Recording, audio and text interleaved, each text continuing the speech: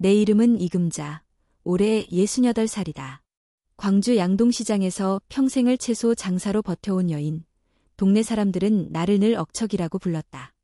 새벽 4시면 남들이 아직 이불 속에서 꿈을 꾸고 있을 때 나는 이미 짐을 이고 시장 바닥에 자리를 펴곤 했다. 겨울에는 손끝이 얼어터지고 여름에는 땀이 비 오듯 쏟아졌지만 멈출 수 없었다. 내 등에 업힌 것은 내 삶이 아니라 내 아들 하나였으니까. 32에 남편을 잃었다. 폐가 약했던 그는 병원비조차 감당하기 전에 세상을 등졌다. 빚만 남기고 떠난 그날, 나는 어린아들 동현을 꼭 껴안고 울었다. 하지만 울음은 길지 않았다. 대신 이를 악물었다. 내 새끼, 남의 손에 절대 안 넘긴다. 그 다짐 하나로 버텼다. 동현이가 학교에 다닐 무렵 나는 늘 미안했다. 다른 애들은 도시락에 불고기며 과일이 가득했지만 내 아들은 떡볶이 떡 한 줌, 김치 몇 조각으로 끼니를 때웠다. 그래도 녀석은 언제나 씩씩하게 말했다. 엄마, 난 괜찮아. 시장에서 엄마가 사주는 꽈배기가 세상에서 제일 맛있어. 그 어린 나이에 어른 같은 말을 내뱉는 아들을 볼 때마다 가슴이 찢어졌다. 그래서 나는 더 악착같이 일했다. 20해를 그렇게 보냈다. 손은 굳은 살로 굳어지고 허리는 굽었지만 결국 아들을 서울대학까지 보냈다. 졸업식 날 학사모를 쓴 아들이 내 손을 꼭 잡고 말했다. 엄마, 고마워요. 세상에서 제일 자랑스러운 우리 엄마. 그 한마디에 지난 세월의 서름이 눈 녹듯 사라졌다. 아들은 대기업에 취직했고 곧 청순하고 예의 바른 여자아이를 데려왔다. 이름은 최나경. 그녀는 처음부터 내 마음을 사로잡았다. 다정한 말투와 공손한 태도, 무엇보다 내 손을 꼭 잡고 어머니라고 부르는 그 눈빛은 진심 같았다.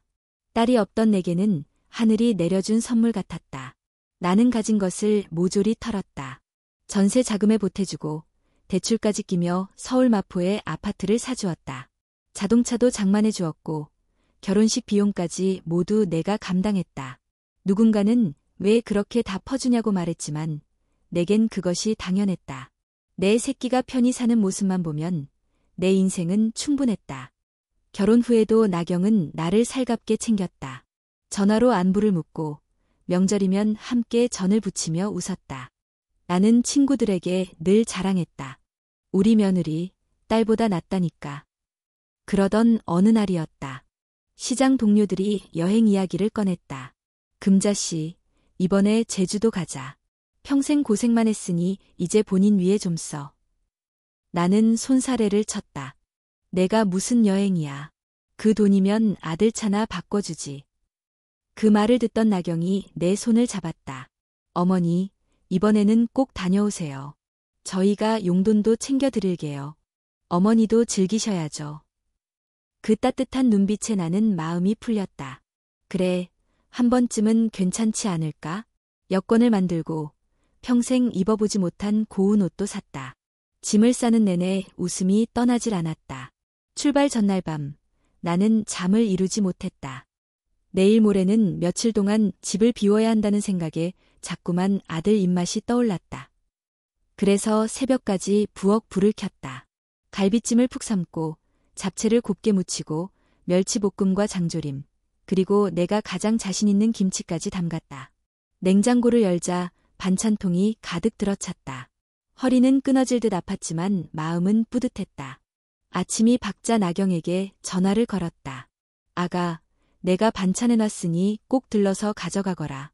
너희 남편 굶기면 안 된다. 나경의 목소리가 스피커 너머로 흘러나왔다. 어머니, 이런 걸 다 하셨어요. 정말 감사해요. 조심히 다녀오세요. 그 말에 마음이 따뜻해졌다. 공항으로 향하는 길, 나는 마치 꿈을 꾸는 듯했다.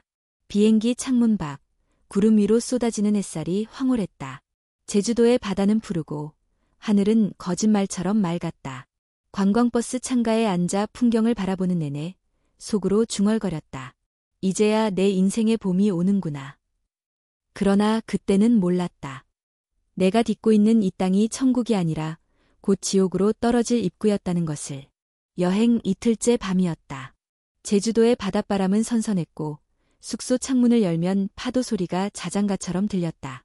다른 이들은 삼삼오오 모여 막걸리에 귤을 나누며 웃었지만 나는 왠지 모를 허전함에 휴대폰을 집어들었다. 나경이 반찬을 가져갔을까? 동현이는 잘 챙겨 먹고 있을까? 문득 냉장고에 정성껏 채운 반찬들이 떠올랐다. 혹시 잊고 있지 않을까 걱정이 되어 나는 무심코 휴대폰의 CCTV 앱을 열었다. 화면이 켜지자 우리 집 거실이 선명하게 보였다. 마포의 깔끔한 신혼집, 조명이 은은하게 비추는 그 공간에서 낯익은 모습이 나타났다. 나경이었다. 그녀는 누군가와 함께였다. 친구인지 지인인지 모를 또래의 여자였다. 나경은 웃으며 말했다. 여기 봐, 우리 시어머니가 또 반찬을 잔뜩 해놨네. 진짜 질린다. 친구가 냉장고 문을 열자 안에서 김치통, 갈비찜, 장조림이 차곡차곡 쌓인 모습이 화면에 비쳤다. 그 순간 나는 웃음이 나올 줄 알았다. 내 정성이 닿았구나 하고. 하지만 그 다음 장면은 예상 밖이었다. 나경은 코를 찡그리고 말하더니 반찬통을 하나씩 꺼내 쓰레기 봉투에 그대로 쏟아부었다. 냄새 진짜. 이건 음식이 아니라 쓰레기야. 이런 걸 먹고 사는 거야? 말도 안 돼. 진짜. 내 시어머니가 이걸 정성껏 만든 거야? 늘 이런 식이지. 정 많고 촌스러운 그 스타일. 딱 시골 할매야. 내 귀를 의심했다. 이어지는 말은 더 끔찍했다. 그냥 빨리 요양원이나 보내버리고 싶은데 아직 돈이 좀 남아있어서 말이지. 이번에 투자를 유도해서 확실하게 빼낼 생각이야. 와, 진짜 작전 짰구나. 그럼 아파트도 이미 내 이름으로 해두려고 알아보는 중이야. 어차피 그 여자 오래 못 살 거야. 순간 귀 안에서 울리는 고막이 찢어지는 듯했다. 손이 떨렸고 심장이 쿵 내려앉았다. 내가 지금 뭘 본 거지? 내 귀가 잘못된 건가? 하지만 화면 속 나경은 너무도 뚜렷했다. 그 정답고 다정하던 며느리의 얼굴은 온데간데 없고 싸늘하고 이기적인 낯선 여자가 서 있었다. 나는 화면을 그대로 둔 채 한참을 얼어붙은 사람처럼 있었다. 입에서는 말이 나오지 않았고 온몸에 피가 식는 기분이었다. 그날 밤 나는 아무에게도 말하지 않았다. 함께 방을 쓰던 친구가 괜찮냐고 묻자 웃으며 그냥 피곤해서 그래라고 둘러댔다. 하지만 밤새 잠은 오지 않았다. 새벽녘 나는 자리에서 일어나 숙소 뒤편 벤치에 앉았다. 차가운 공기 속에서 나는 손을 모아 기도하듯 중얼거렸다. 내가 뭘 그렇게 잘못했을까? 내가 너무 줬나?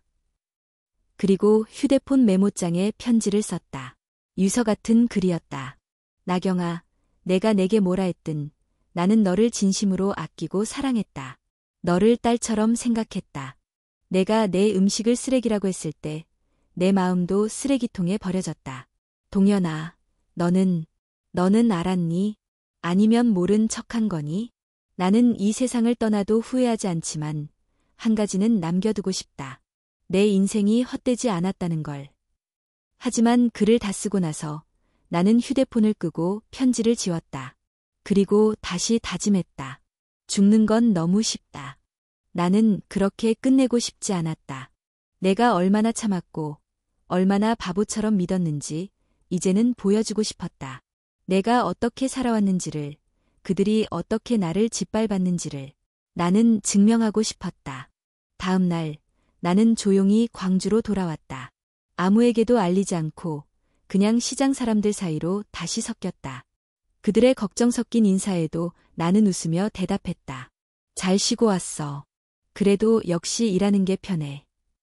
그날 밤 나는 아들의 전화를 받았다. 엄마, 여행 잘 다녀왔어? 응, 좋았어. 반찬 잘 먹었어. 나경이가 고마워하더라. 그래, 다행이네. 나는 그 어떤 질문도 하지 않았다. 아무런 언급도 없었다. 그냥 조용히 웃었다. 그리고 마음속으로 말했다. 이제부터는 내 차례야. 며칠 후 서울에서 동현과 나경이 광주에 내려왔다. 그들은 평소와 다름없이 인사를 건넸고 나는 그저 잔잔한 미소로 응대했다. 시장에서 일하다 말고 쉴 틈도 없이 부엌으로 들어가 국을 끓이고 밥상을 차렸다. 식탁에 둘러앉은 셋 사이엔 묘한 침묵이 흘렀다. 나경은 여전히 상냥한 표정을 지었지만 나는 이제 그 미소 뒤에 숨은 날카로운 칼날을 알고 있었다. 식사를 마친 후 동현이 조심스럽게 말을 꺼냈다. 엄마, 이번에 사업 하나 해보려고. 나경이랑 같이 카페 프랜차이즈 알아보고 있어.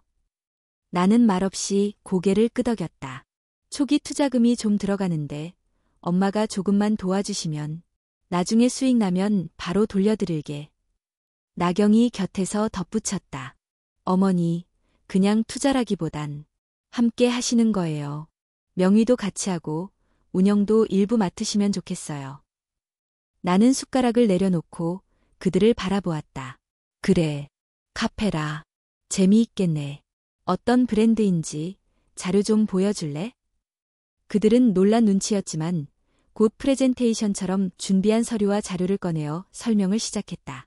수치, 예측 수익, 입지 조건 등 온갖 장밋빛 말들로 가득했다. 하지만 나는 알고 있었다. 저 속에는 진심이 없다. 이건 나중에 내가 천천히 읽어볼게. 사업은 감정이 아니라 판단으로 해야 하니까. 그 말에 동현은 당황한 듯했지만 애써 웃었다. 그날 밤 나는 방 안에서 조용히 서류를 다시 꺼내 펼쳤다. 프랜차이즈 본사, 위치 분석, 인테리어 견적, 예상 수익률. 나는 숫자를 하나하나 노트에 옮기며 따져보기 시작했다. 그리고 다음 날부터 나는 직접 서울로 올라갔다. 마포 근처 해당 브랜드 매장을 방문하고 점주들에게 매출과 운영 현실을 물었다. 예상대로였다. 문서에 적힌 숫자는 대부분 과장되었고 실제로는 적자에 허덕이는 곳이 많았다. 며칠 후 나는 프랜차이즈 본사까지 찾아가 자료를 요청했다. 담당자의 태도는 애매했고 조건도 점점 의심스러웠다. 돌아오는 기차 안에서 나는 창밖을 바라보며 속으로 중얼거렸다. 너희는 나를 너무 얕봤어. 평생 시장에서 흥정하며 산 내가 숫자 하나 못 읽을 줄 알았니? 광주에 도착하자마자 나는 변호사 사무실을 찾았다. 미리 준비했던 것처럼 아파트 명예, 계좌 내역, CCTV 영상 자료를 정리해 건넸다. 혹시를 대비해 계약서를 쓰게 될 때 이 사람들의 의도를 막을 수 있는 조항을 넣어주세요. 제가 손해보지 않도록요. 며칠 후 다시 서울에서 아들과 며느리를 만났다. 카페 근처의 조용한 레스토랑에서였다. 나는 깔끔한 옷차림에 노트와 서류를 챙겨갔다. 그들이 앉자마자 나는 서류를 꺼내놓고 말했다. 사업은 감정이 아니라 사실로 보는 거라고 했지. 나는 이걸 검토해봤고 직접 조사도 했다. 나경의 얼굴이 서서히 굳어갔다. 이 프랜차이즈는 최근 1년 새에 30% 이상이 폐점했고 본사 수익은 점주들보다 훨씬 높아. 이건 안전한 투자가 아니라 도박이야. 동현이 입을 열었다. 엄마, 우리가 일부러 그런 건 아니야. 그냥 잘 되면 좋겠다는 마음이었지. 그 말에 나는 차분하게 눈을 마주쳤다. 잘 되면 좋겠다. 너희가 정말 그랬다면 왜 수치를 부풀렸지? 왜 인테리어 견적을 시세보다 2배로 잡았고 왜 내 몫의 계약서를 언급도 안 했니? 나경은 당황한 기색으로 말을 얼버무리며 변명했다. 그건 우리가 잘 몰라서 그랬어요. 일부러 속이려고 한 건 아니에요. 나는 고개를 저으며 말했다. 속이려고 한 게 아니면 더 문제지. 내 돈을 그렇게 쉽게 여긴 거야? 내가 너희 통장처럼 느껴졌니? 정적이 흘렀다. 동현은 고개를 숙였고 나경은 손을 움켜쥐었다. 그리고 결국 자리에서 일어났다. 됐어요. 어머니가 그렇게 생각하신다면 더 이상 얘기할 필요 없겠네요. 그녀는 핸드백을 움켜쥐고 자리를 박차고 나갔다. 레스토랑 안에는 무거운 침묵만이 남았다. 동현은 조용히 물었다. 엄마, CCTV 본 거야? 나는 그를 바라보았다. 언제 알았니? 그는 고개를 떨군 채 중얼거렸다. 그날 나경이랑 말다툼했을 때 일부 듣긴 했어. 근데 그냥 그땐 모른 척하고 싶었어. 나는 그 순간 며느리보다 이 아들이 더 낯설게 느껴졌다. 그래, 모른 척하고 싶었겠지. 그게 편하니까. 그게 책임지지 않아도 되니까. 그는 아무 말도 하지 못했다. 나는 천천히 자리에서 일어나며 말했다. 동현아, 오늘 너한테 실망한 건 며느리 때문이 아니야. 너 자신 때문이야. 그렇게 말한 후 나는 조용히 계산서를 들고 카운터로 향했다. 며칠 후 서울의 우편함에 도착한 등기 우편 하나. 봉투 겉면에는 내용증명이라는 붉은 글씨가 선명히 찍혀 있었다. 이금자는 조용히 봉투를 열었다. 내용은 간단했다. 며느리 최나경이 법적 대리인을 통해 마포 아파트 재산 분할을 청구하고 정서적 손해에 대한 위자료 청구 소송을 제기하겠다는 예고장이었다. 이금자는 잠시 봉투를 들고 앉아 아무 말 없이 벽을 바라보았다. 이미 알고 있었던 일, 예측했던 수순이었지만 막상 글자로 찍힌 현실을 마주하니 마음이 저렸다. 하지만 놀라운 건 그저 몇 분이었고 그녀는 곧 다시 자리에 앉아 준비해두었던 서류 뭉치를 꺼냈다. CCTV 원본 영상이 저장된 USB, 명예 이전과 관련된 공증서류, 계좌 이체 내역, 그리고 그녀가 직접 손으로 적은 메모들. 그녀는 천천히 전화를 걸었다. 상대는 서울에 있는 변호사였다. 안녕하세요. 며칠 전에 찾아뵈었던 이금자입니다. 말씀하신 대로 진행해 주세요. 소송에 응하겠습니다. 며칠 뒤 이금자는 아들과 함께 변호사 사무실에 나갔다. 동현은 어색한 표정으로 옆에 앉아 있었지만 이금자는 더 이상 그 아들에게 의지하지 않았다. 어머니, 진짜 법정까지 가야 해요? 그냥 나경이랑 합해 보는 게. 이금자는 조용히 아들의 말을 끊었다. 이건 단순한 돈 문제가 아니야. 내 평생을 바쳐서 지켜온 존엄의 문제야. 그리고 그녀는 법정에 섰다. 재판은 조정 절차로 시작되었다. 양측 변호사들이 마주 앉고 그 사이에 중재인이 있었다. 최나경은 단정한 옷차림으로 조용히 앉아 있었지만 그 눈빛은 차가웠다. 그녀는 변호사의 입을 빌려 말했다. 의뢰인은 시어머니의 정서적 학대와 간섭으로 인해 심각한 스트레스를 받아왔으며 아파트는 부부 공동생활의 공간이었기에 정당한 지분을 요구합니다. 이금자는 말없이 가방에서 USB를 꺼내 테이블 위에 올려놓았다. 이건 제가 제주도에 있었던 날의 CCTV 영상입니다. 확인해 보시죠. 조정희는 고개를 끄덕였고 화면 속 나경의 목소리가 또렷하게 흘러나왔다. 이 냄새나는 반찬들 좀 봐. 저 여자 또 이걸 해놨어. 진짜 꼴도 보기 싫어. 돈만 좀 더 끌어내면 요양원에 보내버릴 거야. 마포집도 내 앞으로 돌릴 수 있을 거야. 걱정 마. 영상이 끝나자 방 안은 조용해졌다. 나경의 얼굴이 하얗게 질렸고 그녀의 변호사는 당황한 표정으로 문서를 정리했다. 조정인이 조심스럽게 입을 열었다. 최나경 씨, 이 영상에 대해 어떻게 설명하시겠습니까? 나경은 머뭇거리다 눈물을 글썽이며 고개를 숙였다. 그땐 제가 너무 지쳐 있었고 실수였습니다. 진심이 아니었어요. 이금자는 그 말에 조용히 웃었다. 실수는 컵을 떨어뜨리는 것이지 사람을 쓰레기라고 말하는 게 아니에요. 잠시 후 조정희는 중재를 제안했다. 양측이 감정적으로 매우 예민한 상태이므로 일정 부분 합의하는 방향도 고려해 보시는 게 좋겠습니다. 그 순간 나경이 갑자기 입을 열었다. 어머니, 사실 저 임신했어요. 모든 시선이 그녀에게로 쏠렸다. 2달 됐어요. 아직 동현이한텐 말 안 했어요. 그런데 저도 이제야 알겠어요. 제가 얼마나 끔찍했는지. 정말 죄송해요. 이금자는 순간 아무 말도 하지 않았다. 머릿속이 복잡해졌다. 뱃속에 생명을 품고 있는 사람을, 그 생명을 지켜야 할 책임을 가진 사람을 어떻게 단죄해야 할까? 잠시 후 그녀는 입을 열었다. 그래서 뭘 원하니? 용서인가? 기회인가? 아니면 다시 돈인가? 나경은 고개를 흔들며 말했다. 아니에요. 그냥 제 아이는 제 죄와 상관없이 살아야 하니까요. 저는 잘못했고 벌을 받아야 해요. 그냥 기회를 주세요. 말로만이라도 용서를 구하고 싶어요.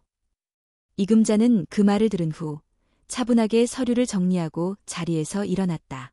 난 널 고소하지 않을 거야. 위자료도 요구하지 않을 거고 너와 관련된 모든 걸 법적으로 정리할게. 하지만 기억해. 너는 내게서 모든 걸 가져갔어. 믿음, 사랑, 그리고 평생 지켜온 이름까지.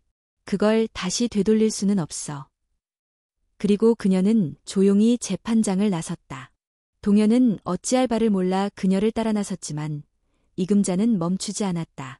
그날 밤 그녀는 서울의 한 작은 여관방에서 홀로 앉아 과거의 사진첩을 넘겼다. 어린 동현이 고생 끝에 첫 월급을 받아 웃던 모습, 그리고 결혼식 날 환하게 웃던 나경의 얼굴. 모든 것이 거짓이었을까? 아니면 어딘가에서 진심이 있었던 순간도 있었을까? 그러나 이금자는 알았다. 이제 그 질문은 중요하지 않다는 것을. 그녀는 복수를 선택하지 않았다. 대신 잊지 않음을 선택했다. 다음 날 그녀는 마포 아파트를 매물로 내놓았다. 그리고 광주로 돌아가는 KTX에 몸을 실었다. 창밖으로 흘러가는 도시의 풍경을 보며 그녀는 중얼거렸다. 이제 내 인생의 진짜 시작이다. 이금자는 광주에 도착하자마자 곧장시장 골목 끝자락의 오래된 가게 앞에 섰다. 예전엔 국밥집이었지만 주인이 이민을 가며 문을 닫았고 몇 년째 비어있던 곳이었다. 낡고 허름했지만 햇살이 잘 드는 구조였다. 며칠 뒤 이금자는 가게 임대를 계약하고 하나씩 손을 보기 시작했다. 벽을 칠하고 싱크대를 바꾸고 간판을 새로 달았다. 밥 한 끼, 마음 한 줌. 그녀는 번쩍이거나 화려한 이름 대신 가장 소박하고 따뜻한 문장을 간판으로 올렸다. 장사는 대박이 나진 않았다. 대신 하루하루 소소한 얼굴들이 찾아왔다. 혼자 사는 노인, 인근 공장에서 일하는 청년들, 고등학교 끝나고 허겁지겁 밥을 찾는 학생들. 그녀는 아침마다 새벽에 일어나 장을 받고 정성껏 국을 끓이고 반찬을 만들었다. 누군가에게는 그냥 한 끼였겠지만 그녀에게는 그 한 끼가 살아있다는 증명이었다. 어느 날 오후 장사가 끝나갈 무렵이었다. 문이 열리더니 익숙한 얼굴이 들어섰다. 최나경이었다. 그녀는 예전보다 많이 말라 있었고 화장기 없는 얼굴은 한층 수척했다. 손에는 조심스레 아는 아이가 있었다. 이금자는 아무 말 없이 그녀를 바라보았다. 나경은 조용히 다가와 머리를 숙였다. 죄송합니다. 정말 많이 죄송합니다. 그녀는 손에 들고 온 봉투를 내밀었다.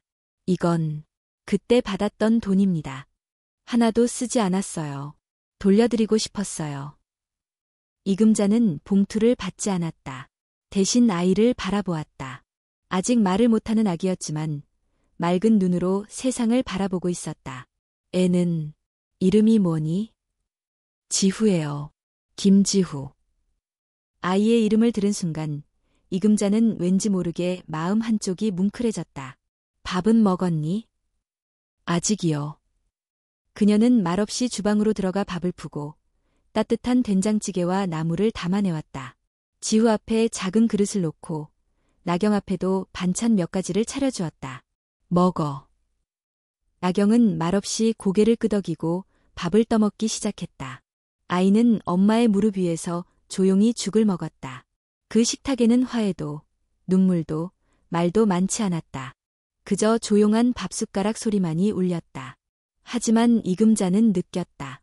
마음속 깊은 곳에서 무언가가 조금씩 풀리고 있다는 것을. 식사를 마친 후 나경은 조용히 말했다. 앞으로 저 혼자 키울 거예요. 더 이상 민폐 끼치지 않겠습니다. 다만 혹시 지우가 나중에 할머니가 누구냐고 물으면 진심으로 얘기해도 될까요? 이금자는 잠시 침묵하다가 천천히 대답했다. 진심이 있다면 말해도 되겠지. 그리고 그녀는 아이에게 다가가 조심스럽게 등을 토닥였다. 지우야, 내 엄마는 많이 부족했지만 그래도 널 지키려고 애쓰고 있단다. 나경은 눈물을 흘렸고 이금자는 아무 말 없이 물티슈를 내밀었다. 그날 이후 나경은 다시 가게를 찾지 않았다. 지후의 사진을 우편으로 한 번 보낸 것이 전부였다. 하지만 이금자는 매주 일요일마다 식탁 하나를 빈 채로 남겨두었다. 그리고 그 위에 작은 손님용 그릇을 올려두었다. 누군가 다시 올지도 아니면 영영 오지 않을지도 모르지만 그녀는 기다렸다. 그녀에게 기다림은 이제 고통이 아니라 살아있다는 증거였다. 몇 달 후, 어느 날 저녁, 가게 문이 닫히기 직전에 낯선 학생 하나가 들어왔다. 외모로 봐선 대학교 1학년쯤 되어 보였고, 배가 고팠는지 메뉴도 묻지 않고 앉았다. 반찬 많이 주세요. 하루 종일 굶었어요. 이금자는 웃으며 말했다. 그건 걱정 마라. 여기선 배고픈 사람이 오면 그냥 두지 않아. 그녀는 다시 부엌으로 들어가 밥을 푸고 국을 데웠다. 손에 익은 동작, 익숙한 냄새. 하지만 그 속에는 여전히 새로움이 담겨 있었다. 삶은 그렇게 계속되었다. 상처도, 용서도, 미움도, 희망도 모두 그 한 끼 속에 녹아 있었다. 그리고 그녀는 매일 다짐했다. 내가 준 밥 한 끼가 누군가의 내일을 바꿀 수 있다면 그것으로 충분하다.